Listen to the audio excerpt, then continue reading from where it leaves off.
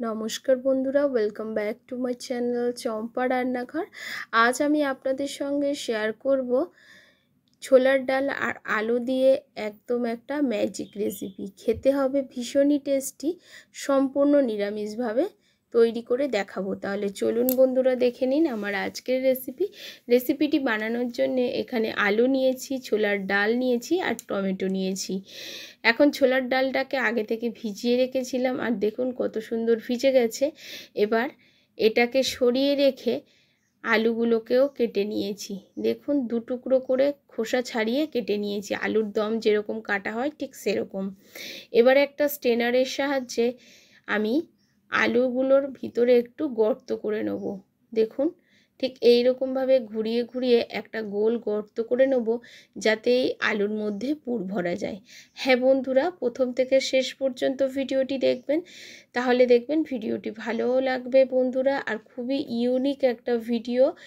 নিরামিষ দিনে আমরা শুধু আলুর দম তো অনেক রকমভাবে খেয়েছি, কিন্তু এইভাবে ছোলার ডাল দিয়ে আলুর দম এই প্রথমবার। আপনারা অবশ্যই বাড়িতে একবার এইভাবে আলুর দমটা বানিয়ে খেয়ে দেখবেন আর আমাকে কমেন্ট করে জানাবেন। সমস্ত আলুগুলোকে দেখুন ঠিক এইভাবে আমি ভিতরটা হোল করে নিচ্ছি। প্লিজ বন্ধুরা আমার সাথে থাকবেন আর আমার পাশে থাকবেন। আজকের ভিডিওটি আপনাদের কেমন লাগছে অবশ্যই কিন্তু কমেন্টের মাধ্যমে জানাবেন। ঠিক এইভাবে একদম সমান গোল করে আমি এরকমভাবে গর্ত করে নিচ্ছি। সব আলুগুলোর ভিতরে ঠিক এই রকম গর্ত করে নেব। নিয়ে ফিরে আসছি আর দেখুন ঠিক এই রকমভাবে সমস্ত আলুগুলোর ভিতরে গর্ত করে নিয়েছি। এবার এই আলুটাকে সরিয়ে রেখে কড়া বসিয়ে নিয়েছি। কড়ার মধ্যে দিয়ে দিচ্ছি পর্যাপ্ত পরিমাণে জল। জলের মধ্যে দিয়ে দিচ্ছি পরিমাণ মতো লবণ, কারণ এই জলটাকে একটু ফুটিয়ে নেব। আর ওই যে আলুগুলোকে একটু ভাপিয়ে নেব। অল্প ভাপাতে হবে, খুব বেশি কিন্তু সিদ্ধ করা যাবে না, তাহলে কিন্তু একদমই গলে যাবে।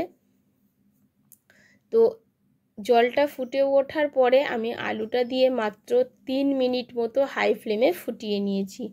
3 মিনিট পরে আলুগুলোকে তুলে নেব, তাতে কিন্তু খুব সুন্দর সিদ্ধ হবে। এখন কিন্তু হালকা ওই ধরুন 70% মতো সিদ্ধ হয়ে গেছে।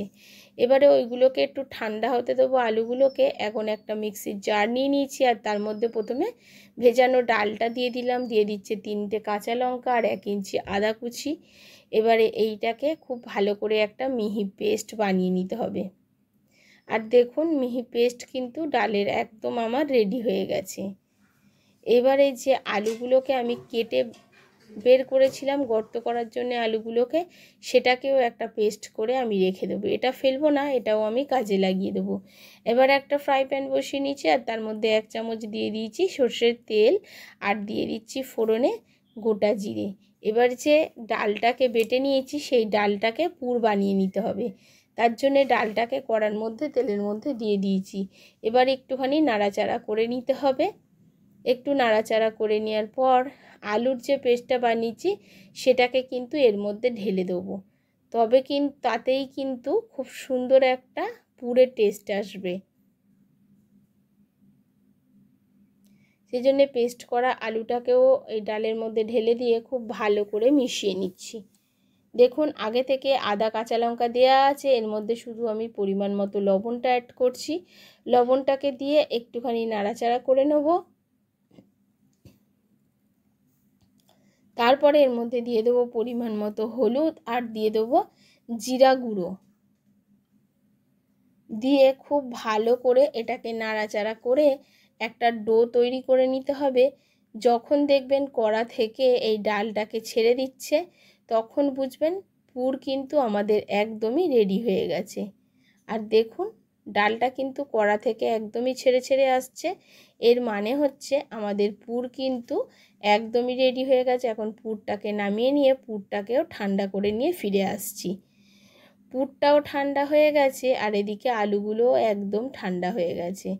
এখন এই হোল করা আলুর মধ্যে এই ডালের পুরগুলোকে ভরতে হবে। কিভাবে ভরতে হবে বন্ধুরা আমি দেখিয়ে দিচ্ছি। দেখুন ভীষণই একটা সহজ কাজ, কিন্তু একটু বুদ্ধি দিয়ে বানালে কিন্তু বন্ধুরা সহজ রেসিপি হয়ে যায় অসাধারণ। আর দেখুন ঠিক এই রকমভাবে পুরটাকে কিন্তু আলুর মধ্যে ভরে দিলাম। সমস্ত আলুগুলোর মধ্যে ঠিক এইভাবে পুর ভরে নিয়ে আমি ফিরে এসেছি। দেখুন বন্ধুরা, সমস্ত পুরটাকেই আমি আলুর মধ্যে ভরে নিয়েছি। কতটা সুন্দর দেখতে লাগছে বন্ধুরা। এবারে আমি চলে যাব, এখানে দেখুন জিরা গুঁড়ো, ধনিয়া গুঁড়ো, হলুদ গুঁড়ো আর কাশ্মীরি লঙ্কার গুঁড়ো নিয়েছি। এইগুলোকে আর গুঁড়ো মশলাগুলোকে আমি জল দিয়ে একটু ভিজিয়ে রাখবো।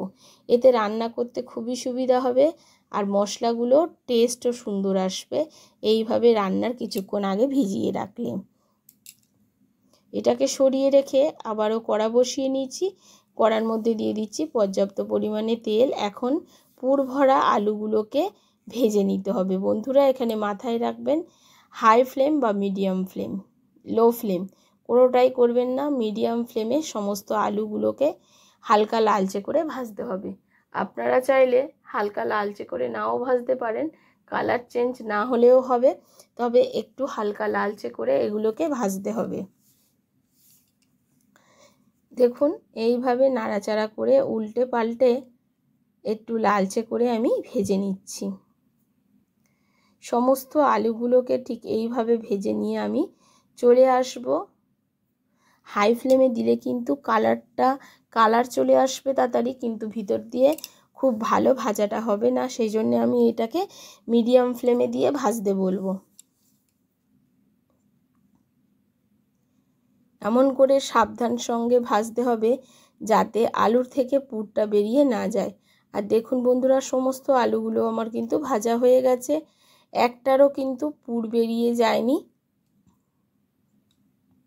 আলুর মধ্যে পুরটা খুব ভালোভাবে সেটিং হয়ে গেছে দেখুন।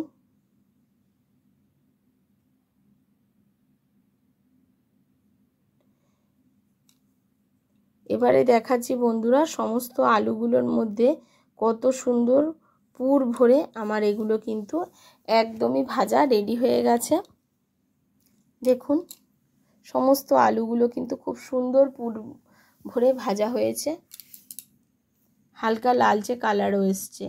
এবারে দেখুন আবারও যে কড়াইতে যে তেল আছে তার মধ্যে এখন আমি একটা গ্রেভি বানাচ্ছি। দিয়ে দিচ্ছি গোটা জিরে, গোটা গরম মশলা, একটা শুকনো লঙ্কা, তেজপাতা ফোড়নে। ফোড়নটাকে হালকা নাড়াচাড়া করে যখন খুব সুন্দর একটা গন্ধ বেরোবে তার মধ্যে দিয়ে দিচ্ছি আদা, টমেটো আর কাঁচা লঙ্কা বাটা। টমেটো, আদা আর কাঁচা লঙ্কাকে একসাথে আমি মিক্সিতে পেস্ট করে নিয়েছি। প্রথমে সেটা দিয়ে দিলাম, দেওয়ার পরে নাড়াচাড়া করে এটাকে একটু কষিয়ে নিতে হবে। যতক্ষণ না তেল ছেড়ে দেয় ততক্ষণ পর্যন্ত কষাতে হবে। আর দেখুন বন্ধুরা কত সুন্দর তেলটা ছেড়ে দিয়েছে। এবারে যে গুঁড়ো মশলাগুলো নিয়ে আগে থেকে ভিজিয়ে রেখেছিলাম সেই গুঁড়ো মশলাটাকে অ্যাড করলাম। এবারে খুব ভালো করে মশলাটাকে কষাতে হবে, যতক্ষণ না মশলা থেকে তেল ছাড়ে ততক্ষণ পর্যন্ত কষিয়ে নিতে হবে। আর এখন দেখুন বন্ধুরা মশলাটা কিন্তু বেশ ভালো সুন্দর কষে গেছে। মশলার উপর থেকে কিন্তু তেলও ছাড়তে শুরু করেছে। এখন দিয়ে দিচ্ছি পরিমাণ অনুযায়ী লবণ। লবণটা বুঝে দিতে হবে। পুরে লবণ দেওয়া আছে, আবার আলু সেদ্ধ করার সময় লবণ দেওয়া আছে। এখন দেখুন মশলার কালারটা কতটা সুন্দর এসছে। এর মধ্যে আমি এখন পুর ভরা আলুগুলোকে দিয়ে দিচ্ছি। এখানে একটু সাবধানের সঙ্গে মশলার সাথে এই পুর ভরা আলুগুলোকে হালকা কষিয়ে নিতে হবে, এতে খুব সুন্দর একটা কিন্তু টেস্ট আসবে। অবশ্যই এই কাজটা করবেন বন্ধুরা। এবারে দেখুন একটু নাড়াচাড়া করে নিচ্ছি, মানে একটু কষিয়ে নিতে হবে এপিট ওপিট করে, যাতে ছোলার ডালগুলোর যে পুরটা আছে তার মধ্যে মশলার ফ্লেভারটা খুব ভালো করে ঢুকে যায়।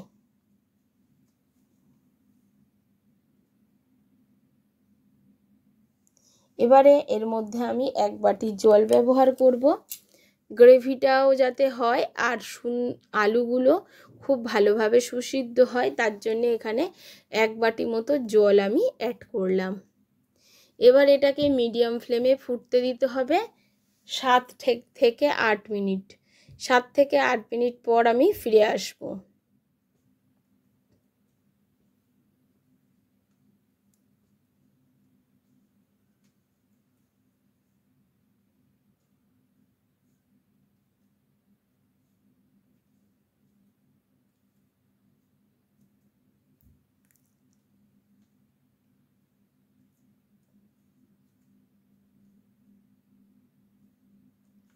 এখন দেখুন বন্ধুরা খুব সুন্দর কিন্তু ফুটতে শুরু করেছে।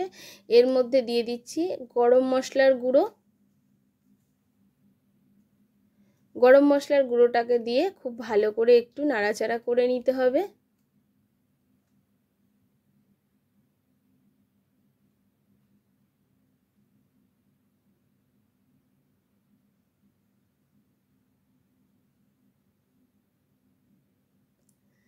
এবারে দিয়ে দিচ্ছি টেস্ট অনুযায়ী একটু চিনি।